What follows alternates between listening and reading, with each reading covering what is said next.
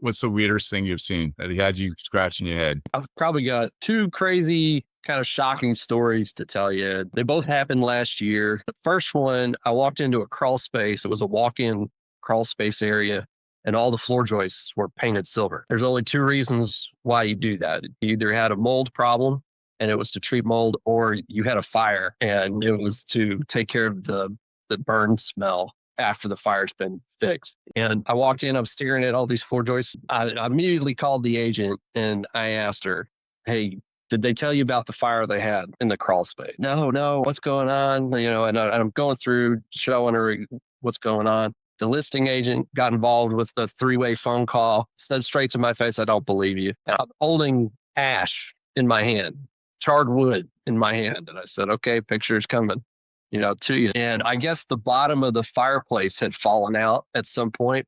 It wasn't supported properly or something, and it dumped into the crawl space, and it lit the crawl space on fire. So that was probably one of the craziest things I've ever seen. The other one was a mobile home. It was an RV trailer that they had built a double wide pier and beam house around. And it was so cleverly disguised that you couldn't tell from the street that it was still a part of it was still a travel trailer. And what kind of clued me in was I was standing in the kitchen area and looking down this hallway. And if you've ever been in an RV trailer, these hallways are really, really small. And so this hallway didn't look the right size to me. And so I go over to the attic scuttle hall and I poke my head up. And sure enough, I'm looking at the roof of the RV trailer. It ripped the side off of and built this house around. And then I get in the crawl space and sure enough, it's still got the axles and the tires attached. It was never transferred to real property.